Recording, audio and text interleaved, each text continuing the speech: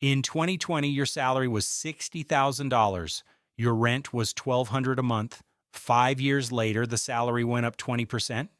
You make $73,000 now. The rent went up 35%. In some cities, 60. You earn more, you feel poorer. And the strangest part isn't that you're working harder for less.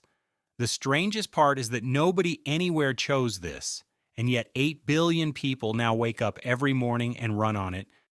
To understand why your paycheck doesn't feel the same, start with the numbers. Between January 2021 and the middle of 2025, the average American hourly wage went up 21.8%, the largest nominal raise in a generation. Over the same window, the Consumer Price Index, the official measure of what things cost, went up 22.7%. The wage came in below the price level. Real wages, measured in actual purchasing power, went down 0.7% after the largest raise in a generation. Now, zoom in on the categories that actually matter for daily life. National median rent rose 35%. Single-family rents up 45%. In the fastest rising metros, Phoenix, Tampa, Austin, 50 to 57%. Health insurance premiums up 24%. Childcare up 30%. Used cars up 40%. Every line item that defines middle-class American life rose faster than the wages that pay for it. None of this is hidden. It's not even contested. It's printed in every release from the Bureau of Labor Statistics. This is the modern American household balance sheet running in place. On paper, the case for working harder makes sense. The standard arguments line up cleanly. The survival argument, I need food, housing, health care, education for my kids. Working secures all of these. This is the ground truth. It isn't a distortion or a manipulation. The mortgage doesn't pay itself. The status argument, humans are intensely social. Relative position matters. Earning more than peers, owning more than peers, signals fitness, social trust, and access. This is evolutionary, not pathological. The meaning argument.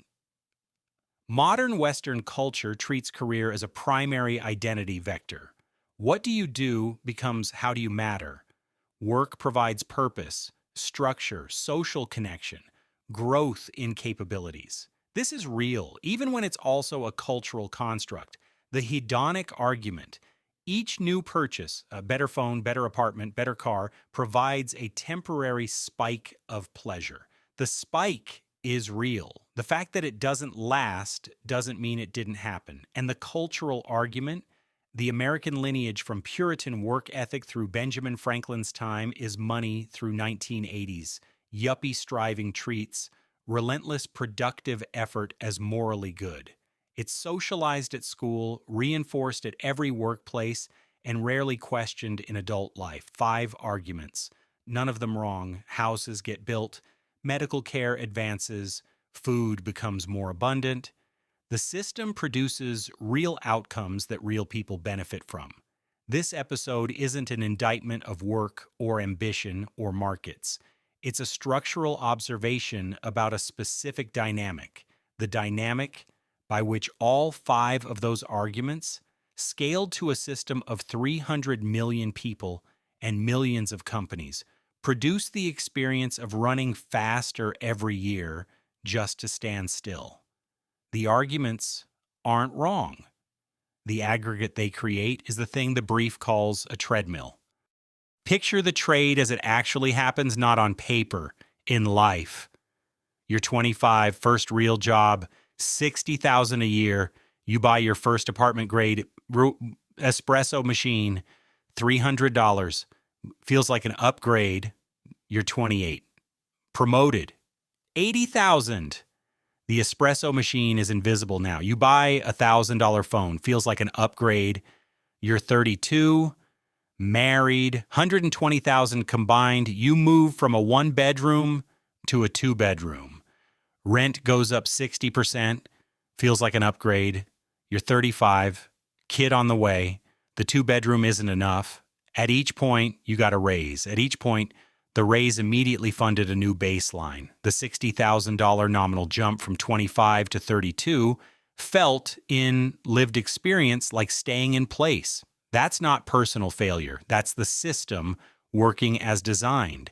Every step up the ladder becomes the new floor. Falling back to where you were in objective terms feels like loss, even though it was once the goal. The iPhone you bought at 32? Half of America has the same model now. It's not a flex anymore. It's how you renew your driver's license. Most people picture this dynamic as a personal problem, spending too much, bad with money, not disciplined enough. Sometimes those are real. Underneath them, three mechanisms work at the same time in three different layers of the economy. None of them is a personal flaw.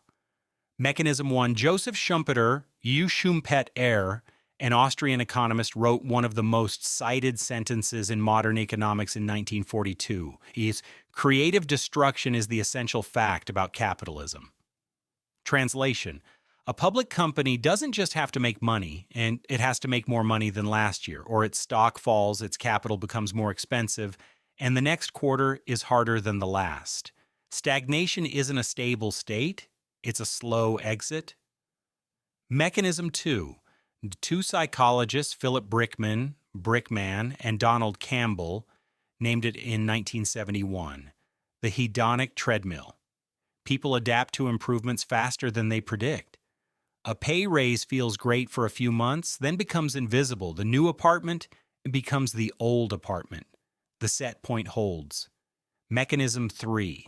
The cost of staying in place arithmetic, the wage versus rent gap. Wages went up 22%, rent went up 35%. You have less, even as you earn more. Three mechanisms, three different sources, three different decades, all compounding in the same direction. Once you see the three mechanisms, the rest of the story is what they do at the level of one life and one economy. At the level of one life, the 30-year-old of 2025. She earns $80,000. Her parents at her age earned $60,000 in 1995, about $120,000 in 2025 dollars. She owns no home. Median first-time home buyer age in 2025 is 38. In 1995, it was 33. She has student loans. 43% of millennial borrowers carry over $30,000. She pays 35 to 45% of gross income on rent in any major metro, well above the classic 30% rule. Her retirement savings, about $35,000. The financial planning rule of thumb says she should have 1 times her salary by 30. That's $80,000. She's behind by twice the rule. She earns more in absolute terms than her parents at the same age, and by every measurable financial indicator, she's behind. That's the personal scale. Now zoom out. U.S. household debt is $18.8 trillion. M2, the broad money supply, 21.7, federal public debt, and $34 trillion. Each of those numbers is the cumulative balance sheet expression of the same dynamic. Households borrow to maintain consumption that wages don't fund. The Federal Reserve expands the money supply to maintain asset values that fundamentals don't fund. The federal government accumulates debt to maintain spending that taxes don't fund. 3 levels, same logic. Keep growing or admit the system has stopped working? This episode is sponsored by my own private community. If those numbers made you want to look harder at the system you're inside of, this is built for it. A community where I break down over 100,000 deep dive courses on investing, finance, and the psychology behind the choices we don't realize we're making. We work through this stuff together. Not alone with a YouTube video. Link is in the description below. All right, back to the diagnosis. Once you see the mechanism in full, the system stops looking like a market malfunction. It starts looking like an emergent order. Nobody designed it. There is no committee that decided that public companies must beat last quarter or that smartphones would migrate from luxury to necessity, or that a 30-year-old should own a home, finish graduate school, and have $80,000 saved. Those expectations emerged out of millions of locally rational decisions made by people who weren't coordinating with each other. An aggregate outcome appeared that none of them chose. Friedrich Hayek, an Austrian economist who spent his life on this question, called it spontaneous order. Markets allocate resources via price signals that no committee designed. Languages evolve without grammarians. Common law develops case by case without a unifying author. The growth imperative system is the same, a complex dynamic emerging from simple individual decisions with no off switch and no controller. For an individual participant, this means three things. There is no person to address. There is no policy to vote against. There's no exit ramp the system itself provides. That doesn't mean there's no exit. Lower cost of living regions exist. Conscious opt-outs exist. Early retirement, sabbaticals, deliberate low spend years. Asset ownership flips you from the cost side of the system to the growth side. Skill compounding builds optionality. Strong non-market relationships offset the status competition with relational wealth. But every one of those is a deliberate move against the default. The default is keep climbing forever. 3 rules to take from this. Rule 1. A raise that immediately funds a new baseline isn't a raise. It's a transfer from your future disposable income column to your monthly fixed cost column. Track which raises actually expand the gap between your income and your essential costs, and which ones just expand both simultaneously. Rule 2, income side participates in the cost spiral, asset side participates in the growth spiral. The same dollar saved into an index fund or a mortgage principal is on the growth side of the same system that's pricing your rent. The system isn't only against you. You can stand on either side of it, but default behavior puts you on the cost side by default. Rule 3, the system doesn't have an exit ramp, so build one. Define the number, net worth, age, hours per week that ends your participation in the climbing portion of the game. Without a number, default behavior keeps you climbing forever. These are operational rules, not philosophical ones. They don't fix the system. They give you a way to stand inside it without being run by it. In 1932, Bertrand Russell wrote 9 words that read like they were written this morning. There is far too much work done in the world. 93 years later, real wages are negative. Rent is up 35% in 5 years. Half of Americans report feeling behind on financial goals.